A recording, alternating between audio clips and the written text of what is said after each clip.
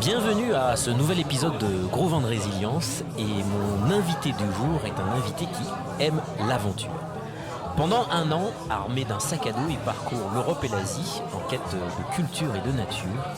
Et il revient avec de belles images, plein de souvenirs, mais aussi avec une idée, celle de reconnecter les citadins à la nature et aux autres. De cette idée, il crée une entreprise qui propose aujourd'hui des séjours de déconnexion numérique et digitale. Une solution, selon lui, pour un meilleur équilibre entre une vie connectée et une vie réelle. Avec les confinements, son activité principale s'arrête et la dépendance digitale devient plus forte que jamais. Et il vient nous partager comment il a trouvé l'énergie pour tenir la barre sur la période. Mon invité du jour s'appelle Vincent Dupin. Bonjour Vincent. Bonjour Stéphane, merci de Comment m'avoir vas-tu? invité. Très bien, et toi? Bah écoute, ça va, en pleine forme. Dis-moi Vincent, je suis ravi de t'avoir dans le cadre de ce nouvel épisode, surtout parce que tu as fait de ton métier, on va dire la déconnexion digitale. On est dans un monde aujourd'hui qui est super digitalisé, malgré toi, j'imagine. J'imagine que tu as dû faire preuve de résilience pour pouvoir passer cette épreuve. Mais avant tout, je voudrais savoir comment ce concept de résilience a traversé ta vie sur ces derniers mois.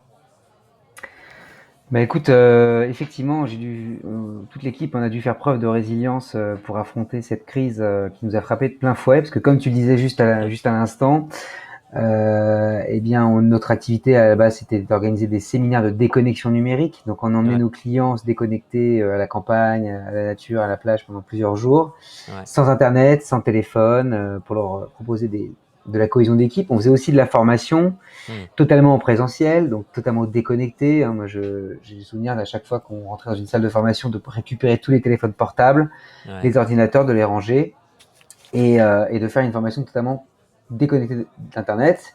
Et là, on s'est retrouvé le 10 mars ou le 15 mars, totalement pris au dépourvu, à devoir réinventer toute notre activité. Donc, ouais. ça a été beaucoup de travail, on a dû faire preuve de beaucoup de créativité Mm, pour mm, innover. ouais, On a beaucoup travaillé et puis on a sorti rapidement des nouveaux concepts de formation à distance, de team mm, building à distance, qui nous permettent quand ouais, même de travailler. Ok, c'est différent, c'est plus du présentiel, c'est du distanciel, mais on continue à faire passer nos messages. Et ça, c'est le principal. ouais. Ouais, je suppose que pour un passionné comme toi de la déconnexion digitale, revenir maintenant dans un monde qui est super digitalisé, ça a dû te crever le cœur. Ouais, ça a été très dur. Clairement, ce que j'aimais beaucoup dans mon métier, c'était justement d'être en présence avec les clients, d'avoir ce contact visuel, d'avoir ce contact qui est très important, je trouve, quand on a le métier de formateur ou quand on veut faire de la cohésion d'équipe. Et donc, ça a été dur de se dire d'un coup, tout s'arrête et il faut tout passer en ligne. Forcément, Ouais, en plus, on a vu le niveau d'hyperconnexion augmenter de semaine en semaine. Hein. Pendant les confinements, il faut savoir que l'hyperconnexion a explosé. ouais, Forcément, on passe 10 heures par jour au travail devant l'ordinateur, puis on est sur Netflix ou on est encore en train de consulter ses réseaux sociaux. mm, Donc, ça a été très dur de plus avoir ce contact avec les clients et de plus avoir cette partie du métier que j'adore, celle mm. où je suis en dehors des écrans.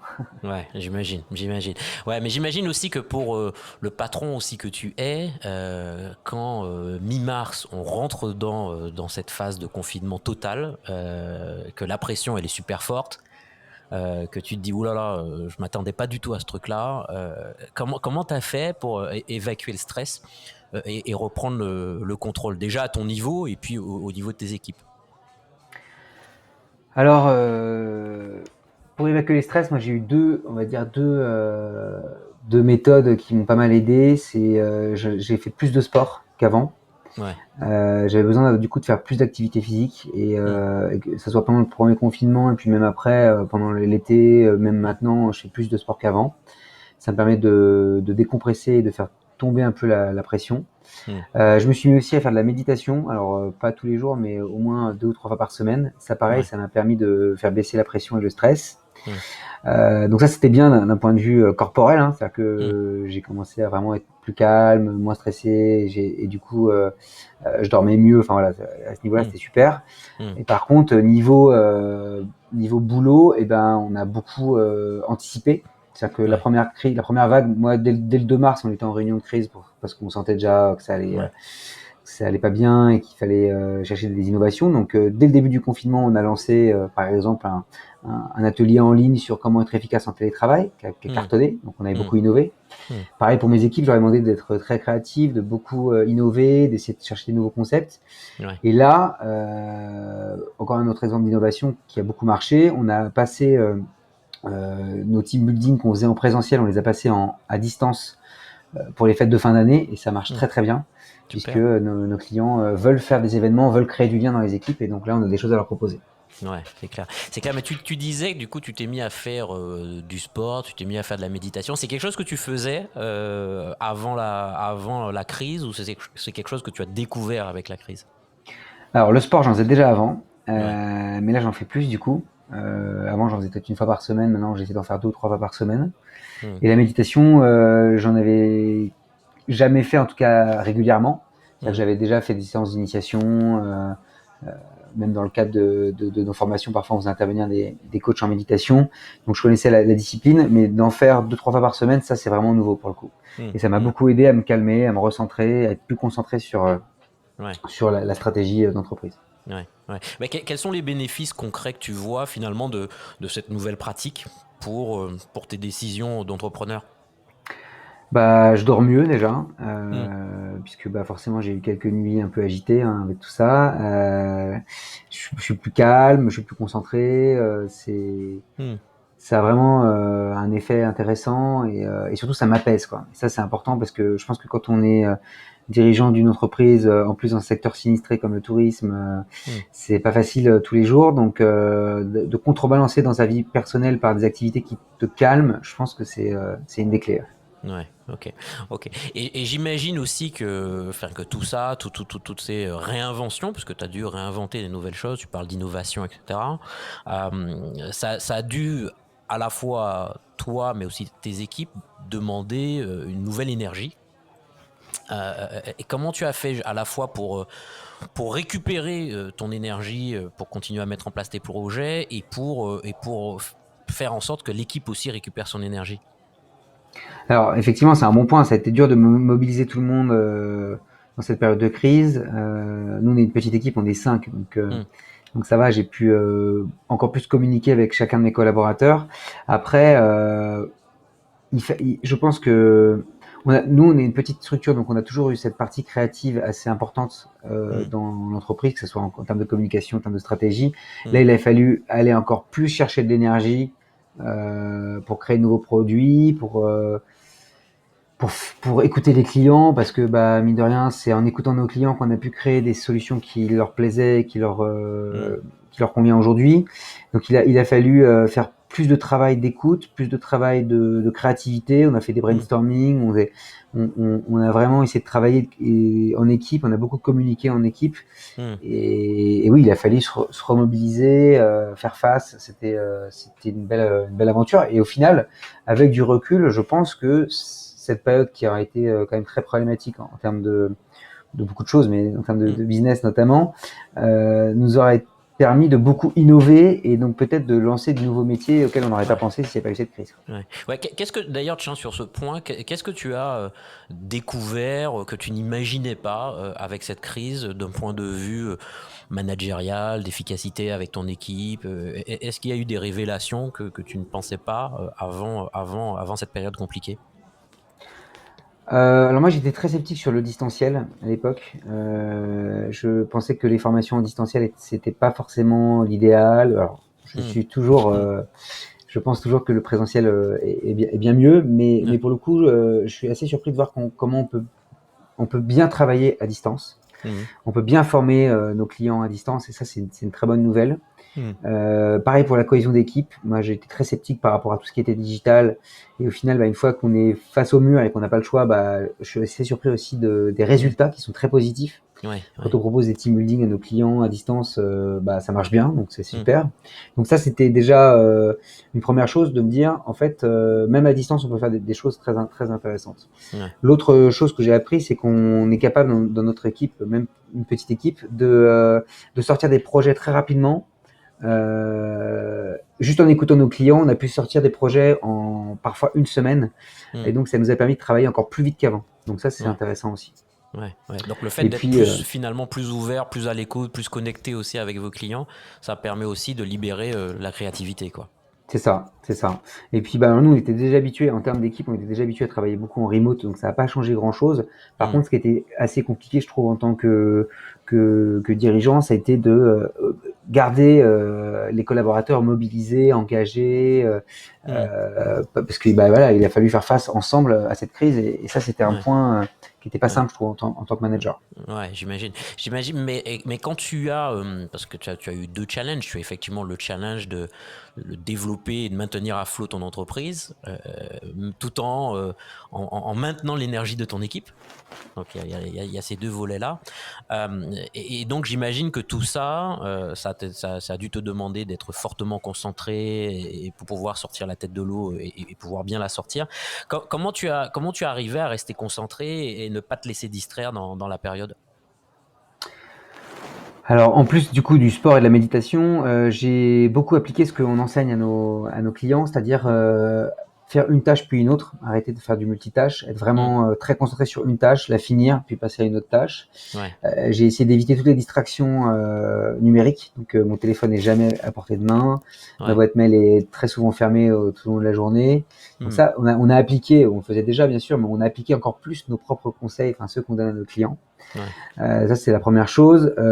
J'ai aussi proposé à mes collaborateurs, dès qu'on pouvait, de faire des petites sorties d'équipe. Donc, on est Hmm. parti faire du vélo le long du canal de l'Ourcq, près de Paris. On a profité pour faire des déjeuners, pour se retrouver dans les parcs. On a essayé de compenser en fait le fait qu'on était surconnecté, hyper connecté, par des moments d'équipe où justement on était très très déconnecté. On s'est retrouvé dans le parc des Buttes de Chaumont à brainstormer qu'est-ce qu'on va lancer à la rentrée avec des post-it, quoi. Donc voilà, D'accord. on a essayé de contrebalancer l'hyperconnexion dans laquelle on Hmm. vivait, dans laquelle on travaillait, par Ouais. des moments d'équipe totalement coupés d'internet, en pleine Hmm. nature.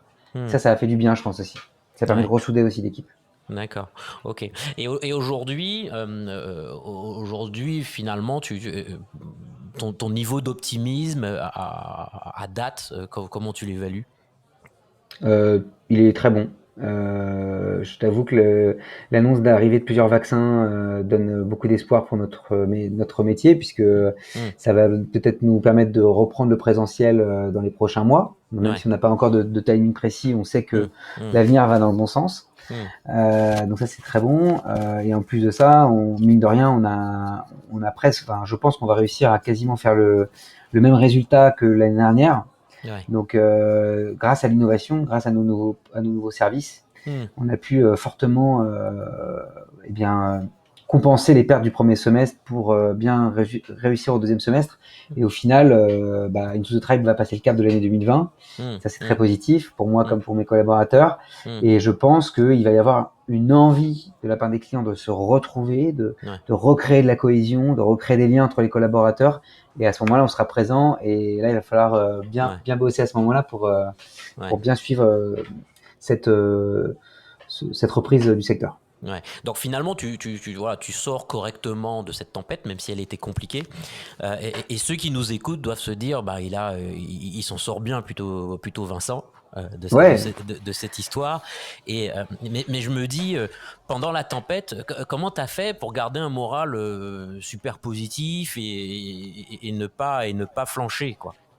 ouais, parce que comme tu dis, il y a une grosse tempête. C'est-à-dire que nous, quand même, en 2019, 70% de notre chiffre d'affaires venait du tourisme, Hmm. venait des Ouais. séminaires d'entreprise. Hmm. Cette année, on n'a pas fait de séminaire d'entreprise, on en a fait Ouais. un. Ouais. Donc, c'est-à-dire que 70% de notre chiffre d'affaires s'était effondré. Donc, il y a eu une énorme tempête, ça Hmm. c'est clair. Hmm. On en est sorti par l'innovation, on est sorti en essayant de garder un positivisme Hmm. collectif au sein de l'équipe qui était Hmm. très important. Ouais. Chacun avec sa manière, hein. Moi, j'ai Hmm. fait du sport et de la méditation. J'ai un collègue qui est parti aider les, euh, les agriculteurs de la région parisienne une fois par semaine pour faire Hmm. autre chose, etc. Enfin voilà, chacun a sa manière Ouais. à chercher des solutions pour garder Ouais. l'aspect positif des choses. Hmm. Euh, Après, je pense que les entreprises qui vont réussir à bien passer le cap, c'est celles qui auront, justement comme on l'a fait nous, beaucoup écouté leurs clients, Hmm. beaucoup innové et au final qui ont réussi à pivoter très rapidement pour Mm. proposer des solutions dont les clients ont besoin, Ouais. et pour pouvoir passer l'année et passer à autre chose, Mm, j'espère. mm. Et il y a eu des moments où vous êtes retrouvés au creux de la vague, on vous dit, où toi personnellement tu t'es dit, oh là, ça va être difficile là. Ah bah moi, le 12 mars, quand tous mes clients m'ont demandé s'ils pouvaient annuler leur séminaire d'entreprise, j'ai cru que c'était fini, hein. Ouais, ouais, Je me ouais. suis dit là, ils veulent tous annuler le même jour, et puis c'était compréhensible. Alors au final, ils n'ont pas annulé, ils ont reporté, puisque Mm, tout le monde a joué le jeu, et tant mieux. mm, Mais oui, oui, moi à un moment donné, je me suis dit, alors, je me suis dit aussi que j'avais pas le choix, c'est-à-dire que j'avais aucune envie d'aller chercher du boulot pendant cette période-là. Et donc je me suis dit, il faut y aller, il faut tenter. ouais. On avait de la chance aussi d'avoir pas de bureau, d'avoir pas beaucoup de frais fixes. On avait beaucoup Mm, de chance sur certains points. Donc on a pu être très agile. Et ouais, heureusement. Et je pense que si on avait été une structure de 50, 60 personnes, on n'aurait pas pu faire face ouais, aussi vite. ouais. Et peut-être que les dommages auraient été beaucoup plus sévères. Là, le fait qu'on soit une petite équipe, qu'on n'ait pas de bureau, qu'on ait été Mm, hyper mm, agile, mm, ça a permis de dépasser mm, rapidement les obstacles. mm. Mais qu'est-ce qui t'a permis finalement de faire la bascule entre le moment où tu apprends par tes clients qu'il n'y aura plus de séminaire, qu'il n'y aura plus rien, et le moment où tu dis on remobilise l'équipe, on réinvente les trucs. Qu'est-ce qui t'a permis de faire la bascule et d'encaisser le choc? Bah moi, j'ai le souvenir d'une réunion avec mon associé Thibaut. On était dans un café là 3 jours avant le confinement et on s'est dit bah qu'est-ce qu'on fait? Et on a passé 3 heures à réfléchir. On s'est dit bah on va pas se laisser avoir par la crise. On va répondre. Mm, On va mettre notre énergie sur ce qui va marcher. Donc on a mis toute mm, notre énergie sur les formations en ligne. Ça a mm, bien marché. Et on a créé beaucoup de contenu. Et on a beaucoup innové. Et, euh, et je pense que c'est ça qui nous a permis de sauver l'année, c'est de pas baisser les bras, première mm, chose, mm, de pas se plaindre, de pas gémir, de pas être dans un mode ah là là mais c'est catastrophique, mm, on n'y arrivera jamais. Non non, on mm, s'est dit ok bah ok c'est la crise, on peut pas bosser, on peut pas faire du présentiel, on va faire du distanciel, on va y aller à fond. On va mobiliser nos clients, on va les écouter, on va comprendre leurs besoins, on va mobiliser les équipes pour que tout le monde soit à fond vers ce projet-là. mm, Et on a pu, à travers des. Moi, j'ai organisé des points d'équipe toutes les semaines pour voir tâter le pouls un peu de mes collègues, comment ils vont, comment ça se passe, comment ça se passe dans leur métier, etc. mm. Et en fait, c'est en restant soudés et mobilisés et en innovant beaucoup. Alors, je me répète peut-être un peu, Stéphane, Mm. désolé, mais c'est vraiment l'innovation qui a été la clé Ouais. de ce passage de Mm. crise, quoi. Mm. En tant que dirigeant, finalement, qu'est-ce que tu garderas comme leçon de cette période pour toi? Euh, c'est une bonne question. Euh, Bah que moi je pense que du coup ça nous a permis de comprendre que au final on pouvait innover très rapidement, Mm. sortir des nouveaux produits très rapidement, Mm. que potentiellement aucun obstacle n'est surmontable parce que quand même cet obstacle il était énorme, hein, il a Mm. arrêté tout le secteur, Mm. et que bah il faut aussi bien choisir ses collaborateurs pour avoir des gens qui restent motivés, qui restent Mm. passionnés par la mission, hein, parce que nous on a quand même une mission qui a beaucoup de sens. Notre mission, Ouais. c'est d'aider les collaborateurs et les gens plus largement à avoir de bons usages numériques et à reprendre le contrôle sur la technologie. Donc, de Mm. toute façon, cette mission fait que, quoi, quel que soit le service, s'il va dans le sens de cette mission-là, on va rester motivé, on va rester engagé. Donc, ça, c'est important.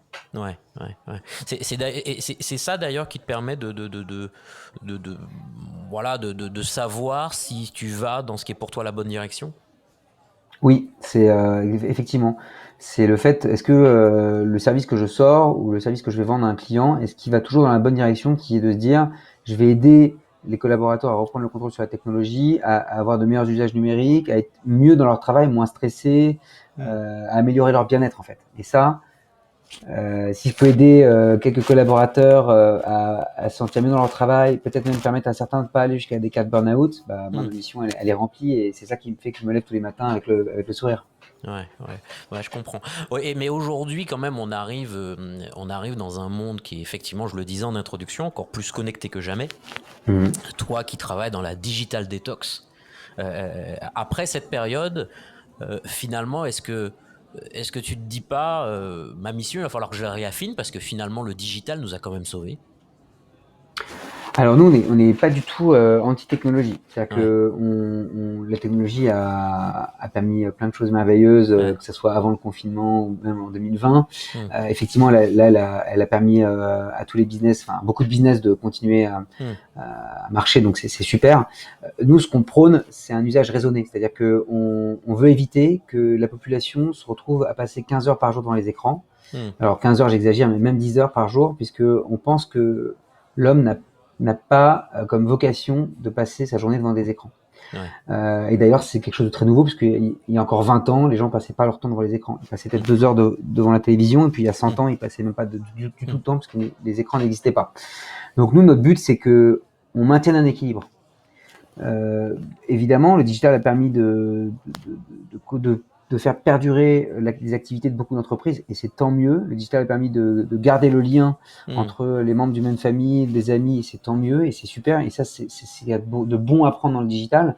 Hmm. Par contre, ce qu'on veut, c'est éviter l'hyperconnexion, l'infobésité, la dépendance aux réseaux sociaux, le multitâche qui fait perdre en concentration et en efficacité, enfin tout au long de notre journée. Enfin, là, c'est là-dessus qu'on se bat. Et je pense que après cette crise, quand on aura fini cette crise, parce qu'elle n'est pas encore finie, mais j'espère qu'elle va bientôt s'arrêter.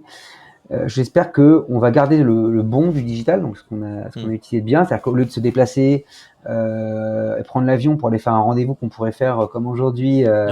eh bien, faisons-le de manière digitale. Par contre, j'espère que les gens auront envie de se déconnecter, que les entreprises auront besoin de créer des moments d'équipe où les gens sont en présentiel, où ils se voient, où ils peuvent se toucher. Ouais, je comprends. Et j'espère que oui, ça, le présentiel va revenir très fort derrière. Hmm. Et de toute façon, il y aura un besoin de déconnexion qui va être énorme, puisqu'il est déjà sous-jacent, on le voit. Moi, je le sens rien que dans mes volumes de commandes. En ce moment, on nous commande plein de formations sur la digital detox. C'est Ouais. que il y a un besoin de se déconnecter qui est évident. Ouais, donc pour toi, finalement, cette crise aurait été une source d'opportunité, quoi. Oui et non, parce que oui, on a pu innover, on a pu créer de nouvelles formations, mais non, parce que comme je disais tout à l'heure, les trois quarts de notre chiffre d'affaires, Ouais. ils ont été totalement impactés, quoi. Hmm. Hmm. Donc, mais je pense que ça va faire réaliser aussi à beaucoup de personnes qu'on vit dans un monde hyper connecté et qu'il faut faire attention, et qu'il faut reprendre le contrôle. Hmm. Ok. Et maintenant, à l'issue, finalement, parce que ça va faire presque un an, mine de rien, qu'on est dans une période un peu compliquée comme ça, si tu devais faire le bilan, ce serait quoi finalement tes trois pratiques aujourd'hui qui t'aident le plus à garder le cap, à tenir la barre? Tu veux dire dans mon travail ou dans ma vie en général? Oui, dans ta vie d'entrepreneur, voilà, pour garder le cap d'un point de vue, de point de vue de la résilience. Eh bien, si je devais en retenir trois, ça serait l'innovation, qu'il faut replacer, je pense, au cœur des stratégies d'entreprise et notamment de petites boîtes comme la nôtre. Ouais. Innover tout le temps, écouter ses clients et après prendre soin de soi. Prendre soin de soi, ça commence par faire de l'activité physique, pourquoi pas de la méditation ou autre. Certains peuvent adorer d'autres types d'activités. Donc innover, prendre soin de soi et puis rester soudé, quoi. Je pense que ça c'est important.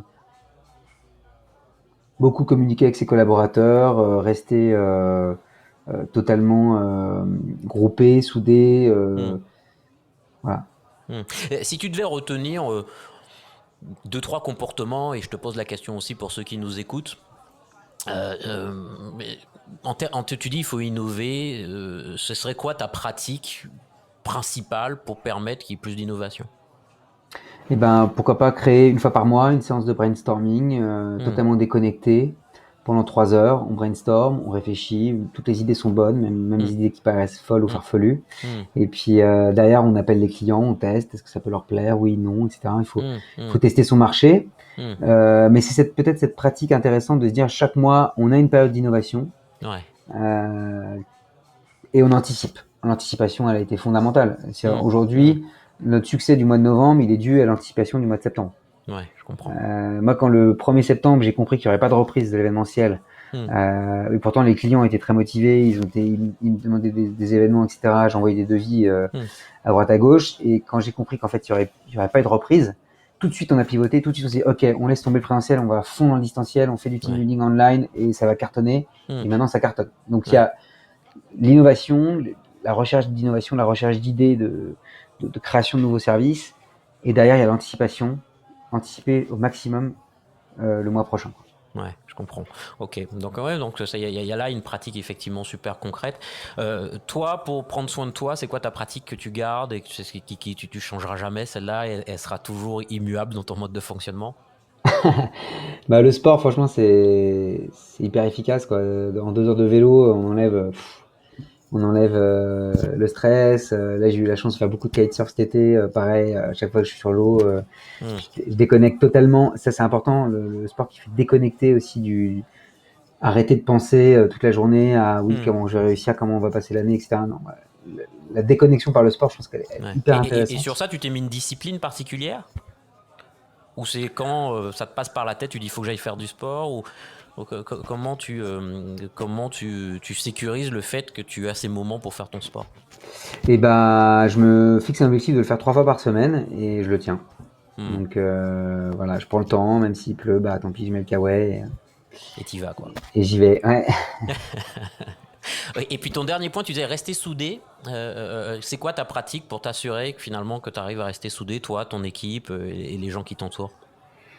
Ben, prendre des nouvelles, enfin vraiment s'appeler quoi, discuter, faire là dès qu'il va y avoir le déconfinement, faire un événement ensemble dehors, même s'il fait froid, tant pis, on mettra les doudounes et puis on ira dans un parc se balader ou faire un peu de vélo, enfin créer des moments d'équipe qui sont en dehors du travail.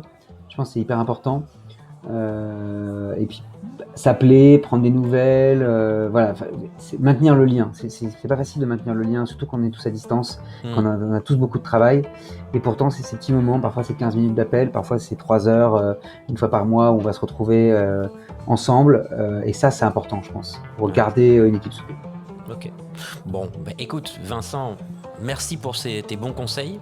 Merci aussi Avec plaisir. franchement pour ton énergie et en tout cas tu es une activité que je trouve formidable effectivement, qui travaille un peu à mettre la limite, à savoir mettre la limite dans l'usage qu'on a de tous ces outils numériques. Moi, je pense beaucoup à ça, notamment pour mes enfants. Ah oui. donc, je te suivrai avec beaucoup d'attention pour aider aussi mes enfants à ne pas être 100% connectés. Voilà. Donc merci de ta bonne humeur et puis je te dis à très bientôt pour de nouvelles aventures certainement sur ce sujet. Merci beaucoup Stéphane. À bientôt. À Merci. bientôt. Salut.